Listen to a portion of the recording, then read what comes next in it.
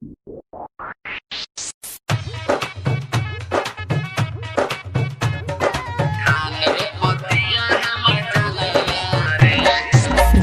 Kanchan Raj, DJ Kanchan Raj, mix by Chandan Kumar Raja, Chandan Kumar Raja, Neem Chowk Chausima Vaishali.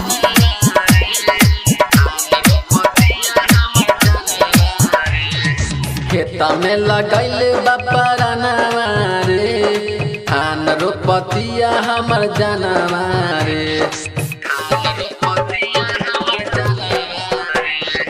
खेता में लगैल बपरनवा रे, धान रोपतिया हमर जनवा रे। पानी पटावा के वफकरवा के, मानेल न के करो कहनवा रे।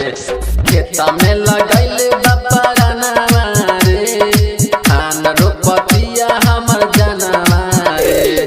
जीएफ डिजिटल रिकॉर्डिंग स्टूडियो पूरन छपरा। Music director Kanchan Raj, Neem Chowk Chausima Vaishali.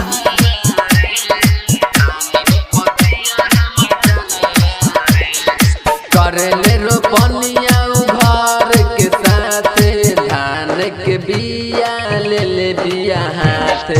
करेले रोपनिया घर के साथे, धान के बिया ले बिया हाथ।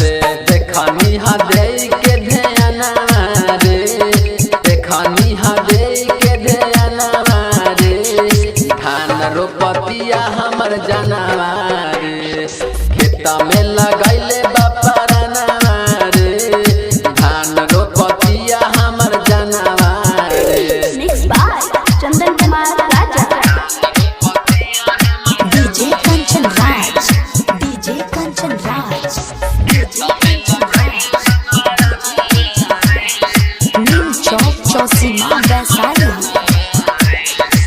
आलो के यारे के हिया उलभर, कहदम तलिए आज ओकर खबर।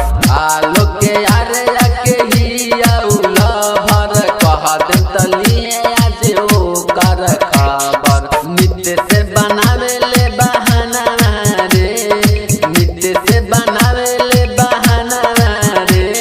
धान रोपतिया हमर जनवा रे, खेता में